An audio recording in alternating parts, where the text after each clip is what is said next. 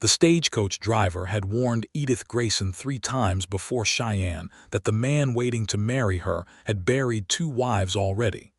But it was not until the coach rattled to a stop in front of the assay office in the town of Ironwood Creek, Wyoming Territory, in the spring of 1878, that Edith understood just how much trouble her father's debts had bought her.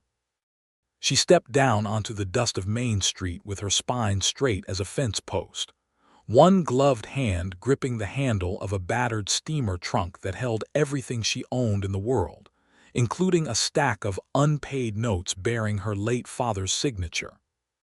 The other hand she kept close to the small derringer tucked into the folds of her traveling skirt, a habit she had picked up crossing 3 states alone after the funeral. 22 years old, orphaned, and promised by letter to a rancher she had never met, Edith had told herself the whole journey west that she was not afraid. She had lied to herself plenty of times before. This was just one more. The man who was supposed to meet her, a cattle broker named Silas Vance, was nowhere in sight. Instead, standing near the hitching post with his hat pulled low and a rifle broken open over his forearm, was a stranger with a face like carved granite and eyes the color of a Wyoming sky before a storm. "You looking for somebody?" he asked, and his voice carried the particular weariness of a man who had already had a long day and it was not yet noon. "I am looking for Mr. Silas Vance," Edith said. "I was told he would be here." The stranger's jaw tightened. "Vance is in the territorial jail in Laramie, ma'am. Has been for 2 weeks. Cattle rustling, among other things. I expect whoever arranged your travel forgot to mention that." Edith felt the ground tilt beneath her, though she did not let it show on her face.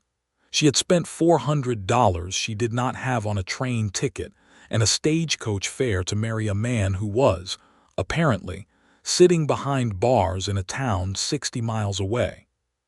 She thought of the trunk full of her father's unpaid debts, the ones that had followed her west because the bank in St. Louis would not let her leave without signing papers promising repayment, and she thought of the fact that she now had exactly $11 to her name and nowhere to sleep that night. "I see," she said, because there was nothing else to say that would not embarrass her further. The stranger studied her for a long moment, taking in the trunk, the fine but travel-worn dress, the way she stood like she was bracing for a blow that had already landed. "Name's Jonas Bristol," he said finally. "I run the Circle B about 4 miles east of town. I don't know what kind of arrangement you had with Vance, but you can't stand here in the street all afternoon." "I don't need charity, Mr. Bristol. Didn't offer any. There's a boarding house 2 streets over run by a widow named Mrs. Hutchins. She'll feed you and give you a bed for a fair price, and it won't cost you your pride to accept it." He paused, and something almost like humor flickered across his weathered face. "Though from the look of you, ma'am, I'd guess your pride could survive a good deal more than a warm meal." Edith almost smiled despite herself. There was something steady about this man, something that did not match the rough edges of the frontier town around them, a town of clapboard buildings and mud streets and men who looked at her like she was a rare bird blown in on a bad wind. "Thank you," she said, "for the direction, if nothing else." He touched the brim of his hat and turned to go, and Edith might have let him walk away entirely if her trunk had not chosen that moment to burst its aging leather strap, spilling half its contents into the street. Papers, mostly. Bank notices. Letters from creditors in a city she had left behind. And beneath them, a small tintype photograph of her mother and father, taken years before either of them had died, back when her father's debts were still just ambitions and not the noose that would eventually strangle him. Jonas Bristol turned back at the sound, and before Edith could stop him, he had crouched down to help her gather the scattered papers.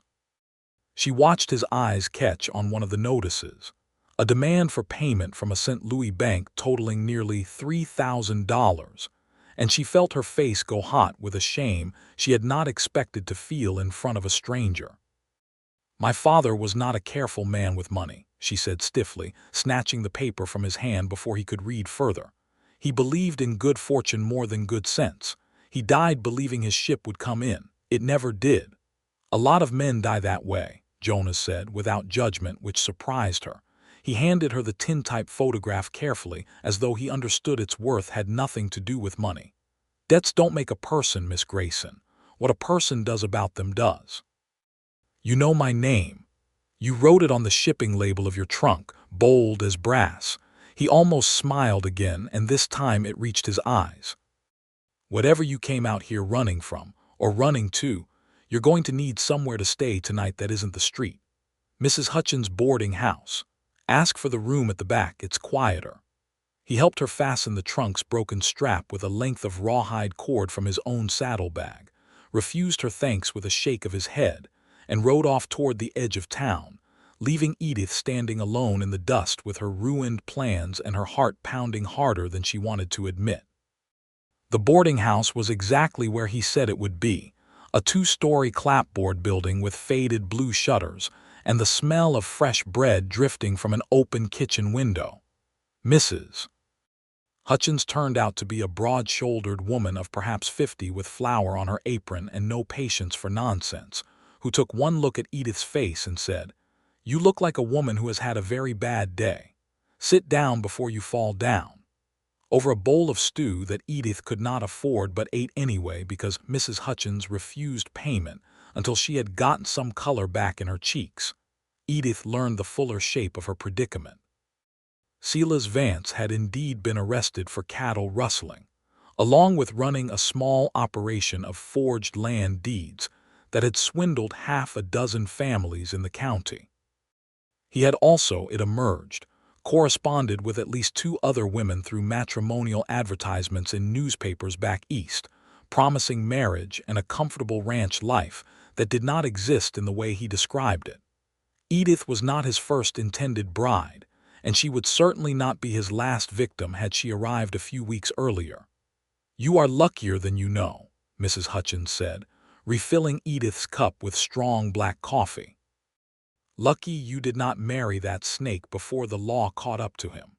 Lucky, too, that Jonas Bristol was the one who found you standing there instead of some of the rougher men in this town. Not every stranger who offers help in Ironwood Creek does it with clean intentions." "He seemed decent enough," Edith admitted. Mrs. Hutchins's expression softened into something almost sad. "Jonas Bristol is the finest man in this county and the loneliest. Lost his young wife to fever 3 winters back, not long after they were married. Nearly lost the ranch, too, trying to keep up with the debts his father left him and grieving at the same time. He has kept to himself since, mostly. Works that land like it is the only thing keeping him upright most days." She studied Edith over the rim of her own coffee cup. "You would do well to remember kindness when you find it out here, Miss Grayson. This country does not offer it freely." That night, lying in the narrow bed in the quiet back room, Edith took stock of her situation with the same cold practicality her father had always lacked. She had $11. She had a trunk full of debts that would follow her no matter where she went, because the St. Louis Bank had made it clear in their final letter that they intended to pursue her for her father's obligations regardless of distance. She had no husband, no prospects, and no family left to write to for help. What she did have was 2 working hands, a sharp mind, and a stubborn refusal to be pitied that had gotten her through her father's funeral without shedding a single public tear. She would find work. She would pay what she could of the debts, slowly, and refuse to let the rest crush her. And she would not, under any circumstances, allow herself to think further about the quiet strength in Jonas Bristol's eyes, because a woman with her problems had no business dreaming about kindness from a stranger, no matter how steady his hands had been when he tied the rawhide cord around her broken trunk. She slept poorly, and woke before dawn with her mind already turning toward the practical matter of finding employment in a town that did not yet know her name. The following morning, Edith walked the length of Ironwood Creek's main street twice before she found what she was looking for. A hand-lettered sign in the window of the general store read, "Help Wanted, Inquire Within," and Edith walked through the door before her nerves could talk her out of it. The store belonged to a man named Herschel Doyle, thin and balding, who ran the establishment with an exhausted air that suggested the work had long since outpaced his energy for it. When Edith explained that she could keep accounts, having managed her father's increasingly desperate ledgers for the last 2 years of his life, Doyle's eyebrows rose with genuine interest. "You can read numbers and write a clear hand. I can do both, and I can tell you within a glance whether a column has been made to look better than it truly is," Edith said, thinking of the many nights she had spent trying to disguise her father's losses from creditors who came calling. "I understand debt, Mr. Doyle. I have lived inside it most of my adult life." Doyle hired her on the spot for $6 a week, a sum that would not clear her debts quickly but would keep her fed and housed while she decided her next move. It was honest work, and Edith found a strange comfort in the orderly columns of the store's ledger, numbers that behaved exactly as they should, unlike people, who so often did not. She did not see Jonas Bristol again for nearly 2 weeks, though she found herself thinking of him more often than she would have liked to admit, usually late at night when the boarding house grew quiet, and her mind wandered to the memory of his careful hands with her broken trunk strap. When she did see him again, it was under circumstances she could not have predicted. It was a Tuesday afternoon, and Edith was balancing the store's accounts at the small desk near the front window when the sound of raised voices drew her attention to the street outside. A group of 3 men on horseback had gathered near the bank, and at their center, looking pale and cornered, stood a young woman Edith did not recognize, no older than 19, clutching a baby to her chest. "That is Sarah Whitfield," Doyle said grimly, coming to stand beside Edith at the window. "Her husband died of a rattlesnake bite last month, out on their claim." "Those men work for Ezra Colton, the man who holds the mortgage on half the land in this valley. Colton has been trying to force the widows and small ranchers off their claims for a year now, buying up the paper on their debts and calling it due all at once when he knows they cannot pay." Edith felt something old and familiar rise in her chest, a fury she recognized from watching her own father be circled by men who smelled weakness the way wolves smelled blood. "Can no one stop him? Colton has the law in his pocket in this county, or near enough. The sheriff looks the other way for a share of the profits, most folks say, though nobody can prove it." Doyle shook his head. "Jonas Bristol has tried to organize the smaller ranchers against him, but it is difficult to fight a man who owns your debt." As if summoned by his name, Jonas appeared at the edge of the gathered crowd.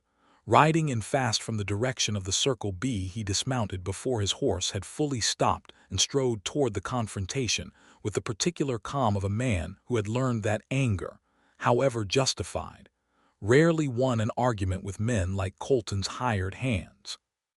Edith left the ledger where it sat and moved to the store's doorway, unable to stop herself from watching. "Sarah has 30 days on her note, same as everyone else," Jonas was saying, his voice carrying clearly across the street. "You cannot call it due early just because Colton decided he wants her land for the rail spur." "Colton says the terms changed when her husband died," one of the riders said, a broad man with a face like a slab of meat. "Widow can't hold a claim without a man's labor behind it. That's the law."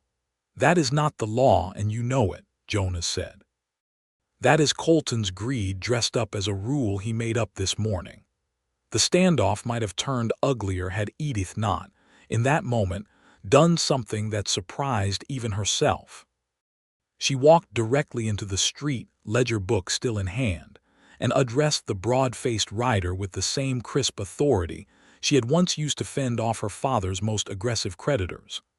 "I have kept books for half the merchants in this territory," she lied smoothly, "and I know for a fact that a mortgage note cannot be called due ahead of its term without written cause filed with the Territorial Land Office.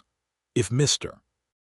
Colton has filed such cause, I would very much like to see the paper, because I intend to copy it into my own records and send a notice to the Territorial Governor's office asking why a widow with a nursing infant is being threatened in the street over an illegal claim."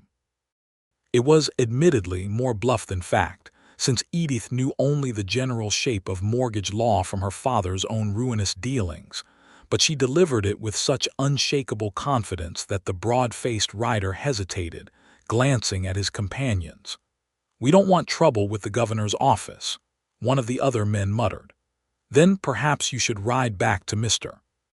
Colton and inform him that his methods are being watched," Edith said, "by people who know how to write a very persuasive letter." The riders exchanged uncertain looks, and after a tense moment the broad-faced man spat into the dust and turned his horse.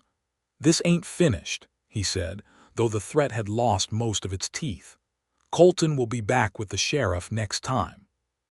They rode off in a cloud of dust, leaving Sarah Whitfield trembling with relief and Jonas Bristol staring at Edith with an expression she could not quite read.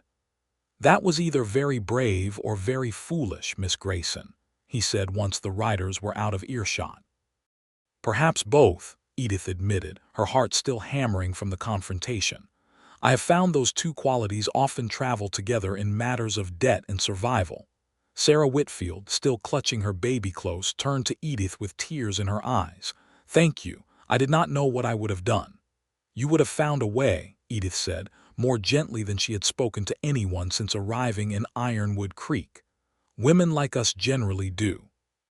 Jonas insisted on escorting Sarah home himself, and before he left, he paused beside Edith long enough to say, quietly, "That was well done. Colton's men do not scare easily, but a threat of paperwork and the governor's attention will hold them off longer than a shotgun would have." "I have a great deal of experience with men who use paperwork as a weapon," Edith said. "I have simply never had the chance to use it against them instead." Something shifted in his expression then, an unguarded warmth that had not been there before. "I would like to hear more of that experience sometime, Miss Grayson, if you would allow it." "I might allow it," Edith said, surprising herself with how much she meant it, "if you called me Edith instead." "Then you should call me Jonas," he said, and for the first time since she had arrived in Ironwood Creek, Edith Grayson felt something in her chest loosen that had been clenched tight since her father's funeral. Over the following weeks, Edith found reasons to see Jonas Bristol that had nothing to do with the store's ledgers or the town's business, though she told herself each time that the reasons were purely practical. He came to town every few days to trade for supplies, and somehow their paths crossed at the store, at the boarding house's supper table when Mrs. Hutchins invited him to join them, at the small church on Sunday mornings, where Edith had begun attending less out of devotion, and more because the Reverend's wife had taken a liking to her. And Edith craved the company of other women who did not know the full shape of her father's shame. Jonas told her, in pieces over those weeks, about his wife Clara, who had died of fever 3 winters before after less than a year of marriage. He spoke of her without the raw grief Edith had expected, but with a kind of settled sadness, the way a man speaks of an old wound that has healed crooked but healed nonetheless. "I do not tell you this to make you feel you must comfort me," he said one evening, as they sat on the boarding house porch while Mrs. Hutchins pretended not to watch them from the kitchen window. "I tell you because I think you understand what it is to carry grief and keep working anyway. Most folks either drown in it or pretend it never happened. You do neither." "My father's death was different," Edith said carefully. "I loved him, but by the end I was also angry with him for the debts, for the shame, for leaving me to face it all alone. Grief is easier when it is uncomplicated. Mine never was."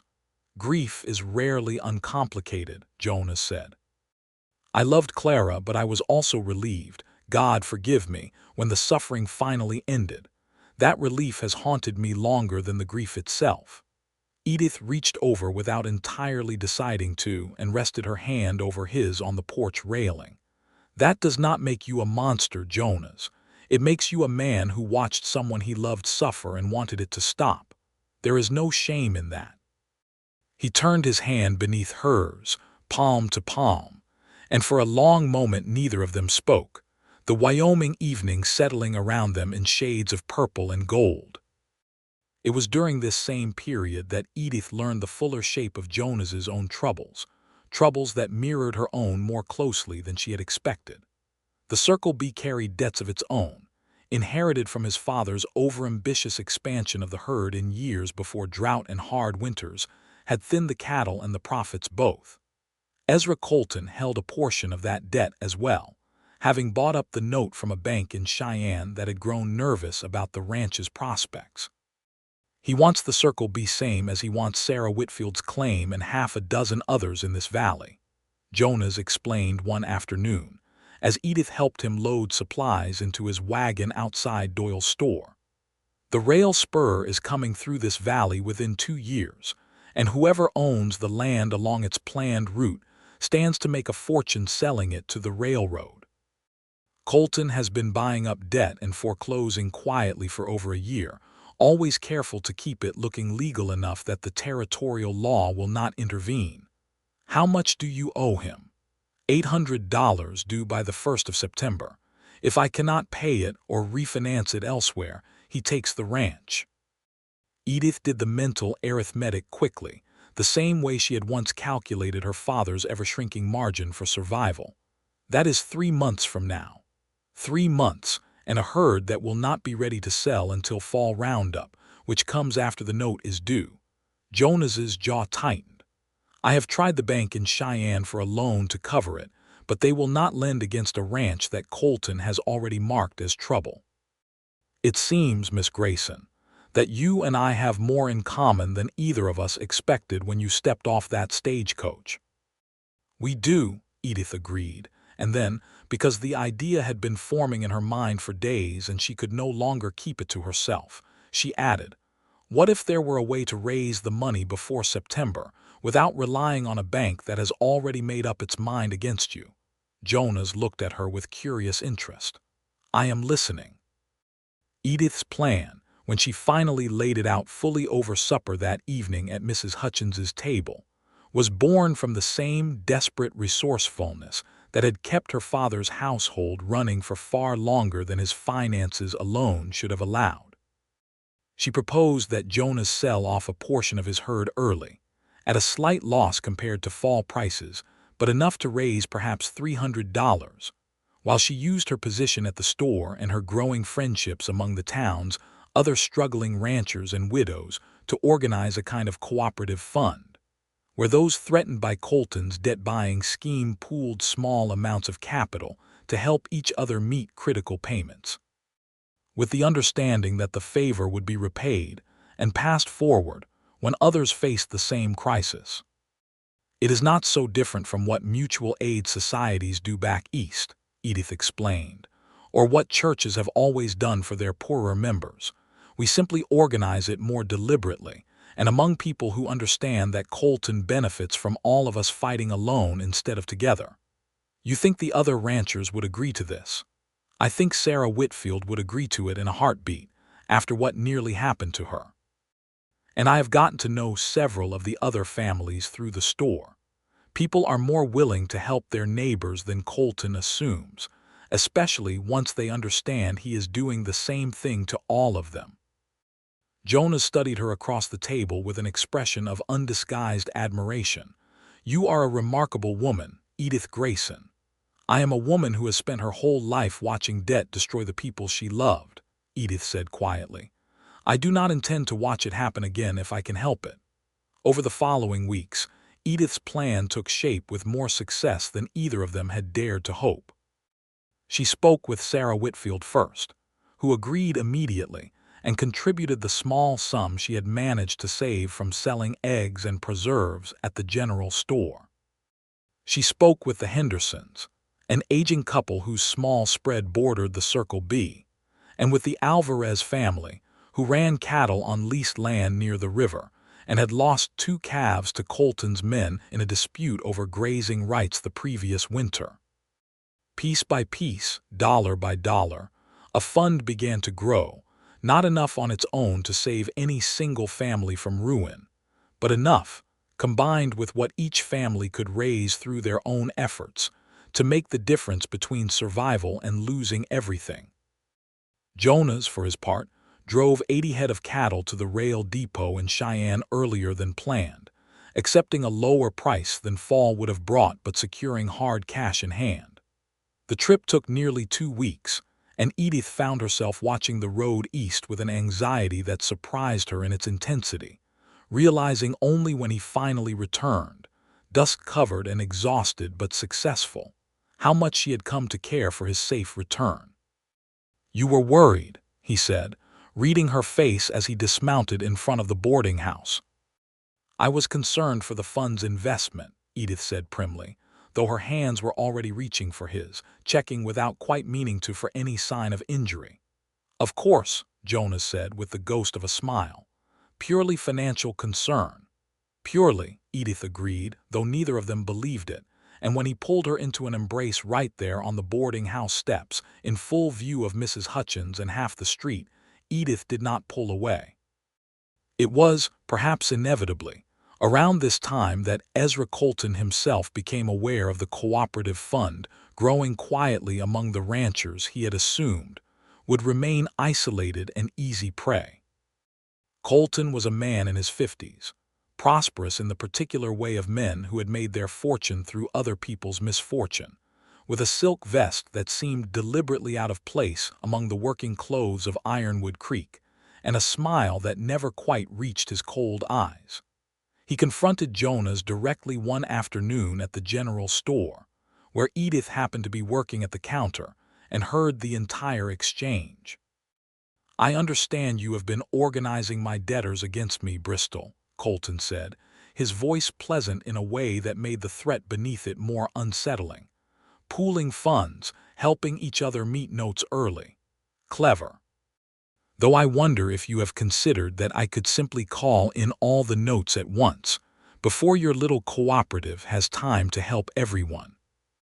"You could," Jonas said evenly, "though I suspect the Territorial Land Office might take an interest in a pattern of coordinated early calls across multiple unrelated debts, particularly if someone were to document it carefully and send that documentation to the governor's office, along with the testimony of several widows and small ranchers about the methods your men have used to intimidate them."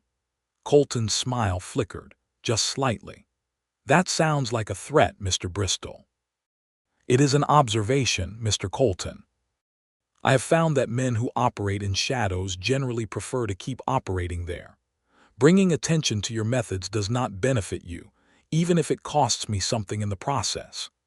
Edith, watching from behind the counter, could not help the small surge of pride that rose in her chest at the sight of Jonas standing his ground, calm and unshaken, against a man who clearly was not accustomed to being challenged. Colton's eyes flicked toward her then, taking in her presence with the calculating assessment of a man who missed very little. "And this must be the orphaned bride I have heard so much about," he said, his tone shifting to something almost mocking. "The one who arrived to marry Silas Vance, only to find her intended already in the territorial jail. Tell me, Miss Grayson, does it not strike you as unwise to attach yourself to another man with debts hanging over his head? You seem to have a particular talent for finding trouble." "I have a particular talent for surviving it, Mr. Colton," Edith said, meeting his gaze without flinching, "which is more than I can say for men who build their fortunes on the misery of widows and orphans. I would think carefully about who among us truly has trouble to fear." Colton's jaw tightened almost imperceptibly, and for a moment something dangerous flickered behind his cold eyes before he mastered it back into that same pleasant, false smile. "A spirited woman. I can see why Bristol has taken a liking to you." He touched the brim of his hat in a mockery of courtesy. "We shall see how spirited you both remain when September arrives, Mr. Bristol. Good day to you." After he had gone, Jonas turned to Edith with a mixture of concern and something like awe. "You should not provoke a man like that, Edith. He is dangerous in ways that go beyond paperwork." "I have spent my whole life being told to be quiet and grateful in the face of men who thought they owned me through my father's debts," Edith said, her hands trembling slightly now that the confrontation had passed, adrenaline giving way to the reality of what she had just done. "I am tired of it, Jonas. I would rather face his danger honestly than live small, and afraid the way I did back in St. Louis." Jonas reached across the counter and took her trembling hands in his, steadying them. "Then we will face it together," he said, "whatever comes." The weeks that followed brought attention to Ironwood Creek that had not existed before. A sense that the quiet cooperation among the valley's smaller ranchers had shifted something in the balance of power that Colton had spent years carefully constructing. Colton did not call in his notes early, as he had threatened, perhaps understanding that Jonas's warning about territorial attention carried more weight than he wished to admit, but he grew more aggressive in smaller ways. Fences were cut on the Henderson property, cattle scattered across 3 miles of open range before they could be recovered. A fire, likely set deliberately though never proven, damaged a hay barn belonging to the Alvarez family, destroying feed they could ill afford to lose before winter. And one evening in early August, as Edith walked back to the boarding house after closing the store, a rider she did not recognize deliberately steered his horse close enough to splash mud across her skirt, laughing as he rode off into the darkness. "It is meant to frighten us," Jonas said grimly, when Edith told him about the incident the following day, "to make us feel that resisting Colton costs more than it is worth." "It will not work," Edith said, though she noticed her own hands were not quite steady as she said it. "I know it will not," Jonas said, and something in his voice carried a warmth that went beyond simple admiration. "But that does not mean I will not worry for your safety, Edith. Colton is not a man who respects boundaries when he feels threatened." It was around this time, as the tension in the valley grew and the September deadline crept closer, that Edith and Jonas's relationship deepened into something neither of them could any longer pretend was merely practical partnership.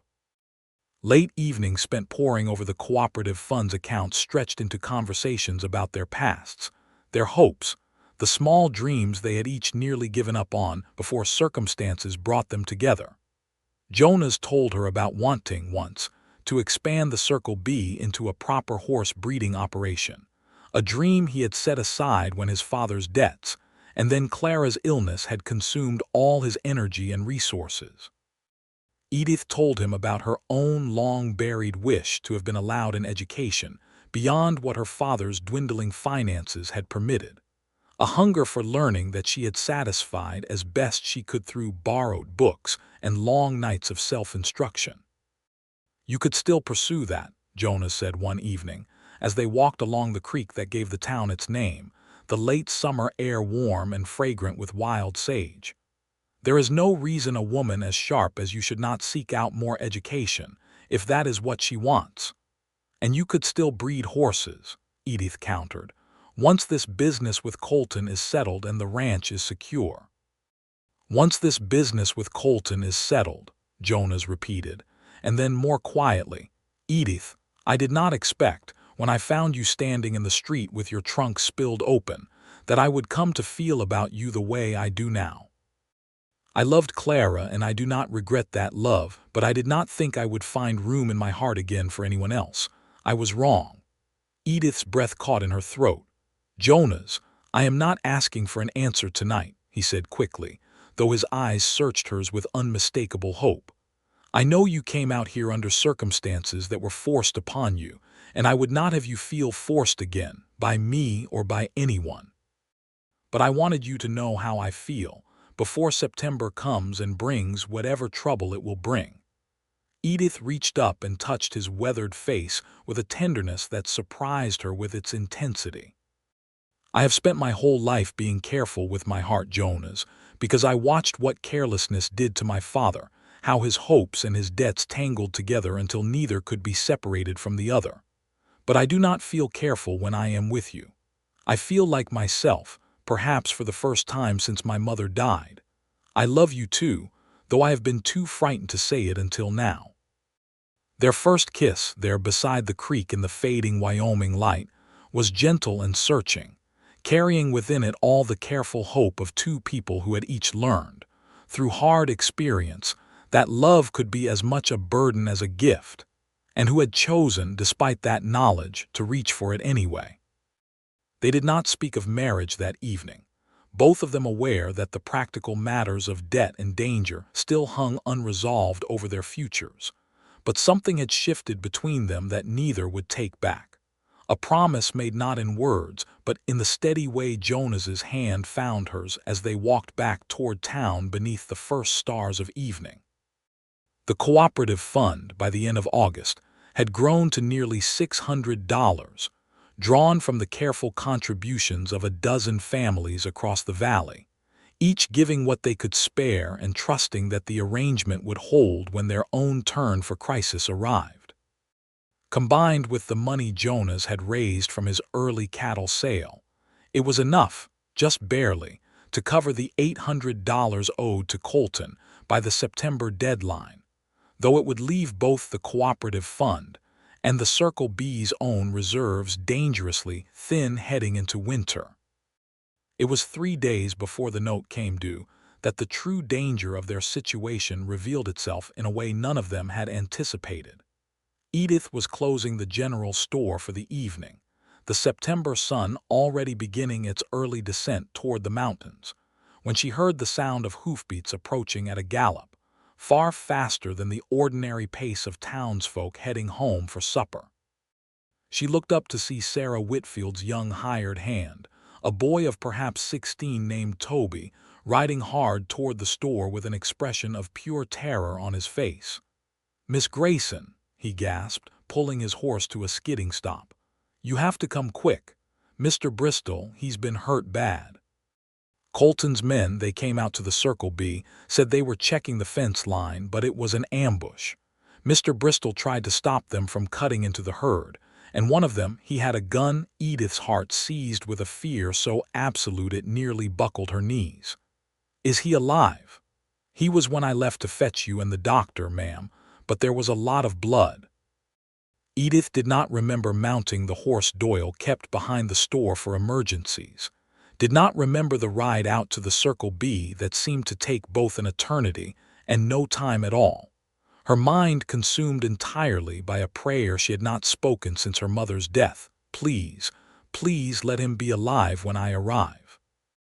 The scene at the Circle B ranch house was one of barely controlled chaos when Edith arrived. Several of the neighboring ranchers already gathered, having heard the news and come to help. Jonas lay on a makeshift bed set up in the main room, his shirt cut away and a bloody bandage wrapped tight around his upper chest and shoulder, his face pale as bone, but his eyes, when they found Edith's, still holding that same steady warmth that had first drawn her to him. "Edith," he managed, his voice weak but clear. "Do not speak," she said, dropping to her knees beside the bed and taking his hand in both of hers, her carefully maintained composure finally shattering into open tears. "The doctor is coming. Toby has gone for him. You must save your strength." "The bullet grazed the shoulder," said Sarah Whitfield's grandmother, Mrs. Delacroix, who had some experience nursing wounds from her years as a young woman during the war back east and had taken charge of the bandaging until proper medical help arrived. "Painful and bloody, but I do not believe it struck anything vital. He will need rest and careful tending, but I believe he will live, Miss Grayson." The words loosened something tight and terrified in Edith's chest, and she pressed her forehead against Jonas's uninjured hand, murmuring words of relief and gratitude that were not quite prayers but carried the same desperate sincerity. The doctor, when he arrived an hour later, confirmed Mrs. Delacroix's assessment. The bullet had passed through the meat of Jonas's shoulder without striking bone or major vessel, a painful and dangerous wound, but not, with proper care, a fatal one. Jonas would need weeks to heal fully, and the shoulder might never regain its full strength, but he would live. The attack, it emerged over the following days as the town's anger coalesced around the incident, had indeed been carried out by men in Colton's employ, though Colton himself was careful to distance himself from any direct order, claiming the men had acted on their own initiative in a dispute over fence lines. Few in Ironwood Creek believed this explanation, but proving Colton's direct involvement proved more difficult than the town's outrage demanded. It was Edith, sitting at Jonas's bedside during his slow recovery, who first suggested that the attack might finally provide the leverage needed to bring Colton's methods to wider attention. "We have been afraid to escalate this beyond the valley," she said, one evening as she changed the bandage on his healing shoulder with hands that had grown steadier over the days of nursing him, because we feared drawing more of Colton's aggression down upon ourselves. But he has already shown he is willing to use violence. If we remain silent now out of fear, we simply confirm to him that violence works. What do you propose? Jonas asked, watching her work with an expression of tired affection. I propose we write to the territorial governor's office directly and to the newspaper in Cheyenne, documenting everything, the debt-buying scheme, the intimidation, the fires and cut fences, and now this shooting. I propose we gather testimony from everyone who has suffered under Colton's methods, and we make it impossible for the territorial authorities to continue looking away. Colton has influence with the local sheriff. He may have influence beyond this valley as well. Perhaps, Edith said, but a shooting is harder to ignore than cut fences and cattle scattered across open range. And I have found, in my dealings with my father's creditors, that men who prefer to operate in shadows generally cannot survive having those shadows illuminated. Colton has built his fortune on being able to threaten quietly and act with impunity. If we take that quiet away from him, we take away much of his power. Jonas studied her for a long moment, something like wonder in his tired eyes. You truly are the most remarkable woman I have ever known, Edith Grayson. Even wounded and half convinced I might die, I find myself grateful beyond words that you are the one fighting this battle beside me. I did not travel 2,000 miles and lose everything I had, only to watch the man I love be destroyed by a greedy tyrant in a silk vest, Edith said fiercely. I have fought this kind of battle before, Jonas, just on a smaller scale, and I lost, because I did not know then what I know now. I will not lose this time. Over the following 2 weeks, while Jonas's shoulder slowly healed under Mrs. Hutchins's watchful care at the boarding house, where he had been moved for easier nursing, Edith organized what amounted to a small campaign against Ezra Colton's operations. She wrote letters, carefully documented and precisely worded, to the territorial governor's office in Cheyenne, detailing the pattern of debt manipulation, intimidation, and now violence that had plagued the valley's smaller ranchers for over a year. She gathered signed testimony from Sarah Whitfield, from the Hendersons, from the Alvarez family, from a dozen others who had suffered under Colton's schemes, but had never before had the confidence or organization to speak against him collectively. She also, with Doyle's help, contacted a newspaper editor in Cheyenne who had a reputation for exposing corruption among the territory's wealthy cattle barons, sending him copies of the same documentation along with a personal account of what she had witnessed since her arrival in Ironwood Creek. The response, when it came, exceeded even Edith's hopeful expectations. The Cheyenne newspaper ran a lengthy article detailing Colton's methods under a headline that named him directly as a predator, preying on widows and small ranchers throughout the valley. The territorial governor's office, embarrassed by the public attention and unwilling to appear complicit in ignoring documented violence, dispatched an investigator to Ironwood Creek within the month, along with instructions to the local sheriff to cooperate fully or face removal from his position. Faced with this sudden and unwelcome scrutiny, Colton's carefully constructed empire of quiet intimidation began to crumble with remarkable speed. The investigator uncovered evidence of the forged land deeds that had originally led to Silas Vance's arrest, revealing that Colton had been a silent partner in that earlier scheme as well, using Vance as a front man while he himself remained publicly respectable. Faced with mounting evidence and the very real threat of criminal prosecution, Colton fled the territory within weeks of the investigation's opening, abandoning most of his holdings in a hasty liquidation that allowed the ranchers whose debts he held, including Jonas, to renegotiate their notes with more reasonable creditors, or in several cases, to have the fraudulent portions of their debt canceled entirely once the extent of Colton's manipulation became clear. The $800 owed on the Circle B, upon careful legal review conducted at the governor's investigator's insistence, was found to have been calculated using inflated interest rates that violated territorial lending law, reducing the actual legitimate debt to just over $300, a sum easily covered by the funds Jonas and Edith had already raised together. It was, Edith reflected later, a victory that felt almost too complete after the fear and violence that had preceded it. But she had learned by then that sometimes justice, however delayed, did eventually arrive for those willing to fight for it with patience and careful strategy rather than simply despair. Jonas's shoulder healed slowly but steadily through the autumn months, the wound leaving a scar he would carry for the rest of his life, but no lasting weakness beyond occasional stiffness in cold weather. By the time the first snow dusted the peaks surrounding the valley in late October, he had returned fully to his work at the Circle B. Though Edith noticed he favored the shoulder slightly when lifting heavy loads, a small reminder of how close she had come to losing him entirely.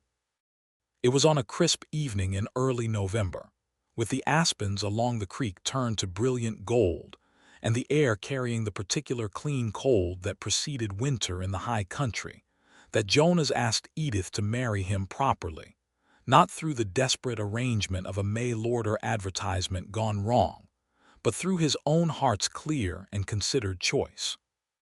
He had ridden to the boarding house that evening with a small velvet box tucked into his coat pocket, containing a ring that had belonged to his grandmother, simple gold, with a small garnet stone that caught the lamplight when he opened the box before Edith on the same porch, where they had first spoken openly of their feelings for each other months before. "Edith Grayson," he said, his voice steady despite the obvious nervousness in his eyes, "you arrived in this town with nothing but debts and determination, and you have given this valley more than most people give in a lifetime.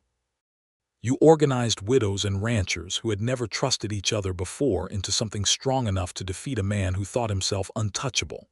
You nursed me back to health with your own hands, and you loved me even when I could offer you nothing but a ranch still carrying debt and a heart still healing from old grief. I do not have much to offer beyond what I am, but I am asking you, with everything I have, if you would do me the honor of becoming my wife." Edith, who had faced down armed men and corrupt cattle barons without her composure cracking, found herself entirely undone by the simple sincerity of his proposal, tears spilling freely down her cheeks as she nodded and then, finding her voice, said, "Yes, Jonas. Yes, 1,000 times yes. I did not come west looking for love, I came looking only for survival, but you have given me both, and I would be a fool to want anything else for the rest of my life." They were married 3 weeks later, on a bright cold Saturday in early December, in the small church that Edith had come to think of as her own since her arrival in Ironwood Creek. The ceremony was simple, as befitted two people who had learned through hard experience the difference between what mattered and what did not. But the church was filled nearly to capacity with the friends they had made and the families they had helped save from Colton's schemes. Sarah Whitfield stood as one of Edith's attendants, her baby now old enough to babble happily through most of the ceremony, and Mrs. Hutchins wept openly from her seat near the front, declaring to anyone who would listen that she had known from the very first day, watching Edith arrive with her trunk spilled open in the street, that something remarkable would come of that unlikely meeting. Doyle gave Edith away, having become something of a father figure to her during her months working at his store, and when Jonas slipped his grandmother's ring onto her finger and the Reverend pronounced them husband and wife, the small congregation erupted into applause that Edith would remember for the rest of her life as one of the warmest sounds she had ever heard. Edith's trunk full of debts, the very thing that had first announced her arrival in Ironwood Creek with such inauspicious circumstances, was finally cleared the following spring, when the last of the St. Louis Bank's claims were settled using a combination of Edith's careful savings from her work at the general store and a portion of the proceeds from the Circle B's successful fall roundup, the first truly profitable season the ranch had seen since Jonas's father's death years before. Edith burned the last of the old bank notices in the fireplace of the ranch house one evening, watching the papers curl and blacken with a satisfaction that went beyond mere financial relief, a sense that she had finally, truly, closed the door on the desperate uncertainty that had defined so much of her early life. "How does it feel?" Jonas asked, watching her from his chair by the fire, his shoulder fully healed now except for the faint stiffness that came with changing weather. "Like I can finally breathe without something pressing against my chest," Edith said, settling into the chair beside him. "I spent so many years feeling like debt was the only inheritance my father left me, the only thing that defined who I was and what I could hope for. It is strange to realize I am finally free of it." "You were never defined by that debt, Edith. You were defined by how you fought against it, and against everything else this territory threw at you. That is what I fell in love with, long before either of us said so out loud." The cooperative fund that Edith had organized during those tense summer months continued long after Colton's departure, evolving into a more permanent arrangement among the valley's ranching families, a mutual aid society that provided support during hard winters, medical emergencies, and the ordinary crises of frontier life. It became known throughout the county simply as the Grayson Fund, though Edith always insisted it belonged to everyone who had contributed to it, not to her alone. The Circle B itself prospered in the years that followed, no longer burdened by the crushing debt that had haunted it since Jonas's father's death. Jonas finally pursued his long-set-aside dream of horse breeding, starting with a small herd of quality mares purchased with the ranch's improved profits, and within a few years, Circle B horses had developed a reputation throughout the territory for their strength and temperament, adding a second profitable venture to the ranch's cattle operations. Their first child, a son they named Thomas after Jonas's father, was born in the autumn of 1879, arriving during a difficult labor that had Jonas pacing the ranch house's front porch for the better part of a day, while Mrs. Hutchins and the local midwife attended to Edith inside. When he was finally allowed in to see his wife and newborn son, Jonas wept openly, something Edith had never seen him do even during his darkest days of grief for Clara, and she understood in that moment that his heart, once so carefully guarded against further loss, had finally opened itself fully to the possibility of joy without fear. 2 years later, their daughter Margaret arrived, named for Edith's own mother, a spirited child from her very first breath who would grow up to share her mother's sharp mind and her father's steady patience, a combination that made her, by the time she was old enough to help with the ranch's accounts, nearly as formidable a presence in Ironwood Creek's business dealings as Edith herself had become. The town of Ironwood Creek grew and changed over the following decade, as the railroad finally arrived in the valley, just as Colton had once predicted, though by then the land along its route belonged to the families who had always lived there, not to a predatory cattle baron who had tried to profit from their desperation.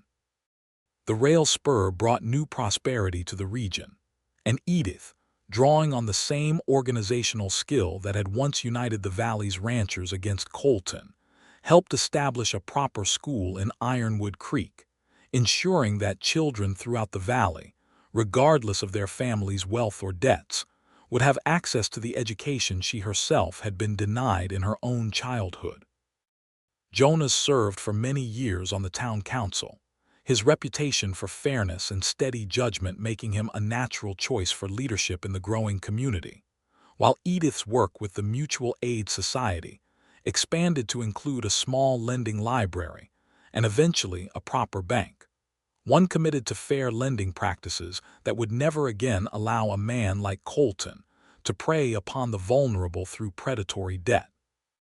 They spoke in their later years of that first meeting outside the assay office, Edith's trunk spilled open in the dusty street, with a fondness that had grown deeper rather than dimmer with time. Their grandchildren, in due course, grew up hearing the story as something close to legend, the tale of how their grandmother had arrived in Ironwood Creek with nothing but debts and determination, and how she had found not just survival, but a love that had grown to encompass an entire community, transforming a town on the edge of being consumed by greed into one built instead on mutual support and hard-won justice. On the evening of their 25th wedding anniversary, Jonas and Edith sat together on the same porch where he had first proposed, now surrounded by the comfortable clutter of a full life, children grown, and building their own families nearby. The ranch house expanded and improved over the years, but still standing on the same land, still carrying the same sense of hard-earned security that Edith had first felt when she burned those old bank notices so many years before. "Do you ever regret it?" Jonas asked her, watching the sunset paint the mountains in familiar shades of gold and purple. Coming west to marry a man who turned out to be sitting in jail. If Vance had never been arrested, we might never have met at all. Edith considered the question seriously, as she considered most things, before answering. "I regret the circumstances that forced me west in the first place, the debts, my father's shame, the desperation that made a mail-order marriage seem like my only option. But I do not regret arriving here in this valley and finding you standing there with your rifle broken open, offering nothing but honest directions to a decent boarding house." She reached over and took his weathered hand in hers, the same gesture she had made so many times over the years, through joy and fear, and the ordinary rhythms of a shared life. "I came west with a trunk full of debts and a heart full of fight, Jonas, not knowing what I was fighting for beyond mere survival. I found something far better than survival here. I found a life worth fighting for, and a man worth loving with everything I have." Jonas raised her hand to his lips, the gesture as tender now as it had been on their wedding day. "And I found a woman brave enough to stand in the street and bluff down Colton's hired men with nothing but a ledger book and pure nerve. I have loved you since that day, Edith, though it took me a little longer to say it out loud than perhaps it should have." "You said it exactly when you needed to," Edith said, leaning her head against his shoulder as the last light faded from the mountains and the first stars began to emerge over the valley they had both come to call home. "Just as you have done everything else in our life together, Jonas Bristol, with patience and steadiness and a heart far bigger than either of us knew when we first met." They sat together in comfortable silence as the evening deepened around them, two people who had each arrived at this valley carrying burdens of grief and debt and fear, and who had found in each other not an escape from those burdens, but the strength to face them together, and in facing them, to build something neither could have managed alone. A life, a family, a community bound together by the same fierce loyalty and mutual care that had first drawn them together in the dusty street outside the assay office. On the day Edith Grayson's trunk had spilled open, and Jonas Bristol had knelt down to help her gather the pieces of a life that would, against all odds and expectations, become far richer and more beautiful than either of them had ever dared to hope. The valley prospered around them in the years that followed, the town of Ironwood Creek growing from a rough frontier outpost into a proper settled community, complete with a school, a proper bank, a newspaper of its own, and a mutual aid society that had, by the turn of the century, helped dozens of families through hardships that might otherwise have destroyed them. And at the center of it all, quietly but steadily, stood the marriage of Edith Grayson and Jonas Bristol, proof enough for anyone who cared to look that love, like justice, sometimes arrived not through easy circumstance, but through the hard-won partnership of two people willing to fight together for something better than either could have built alone.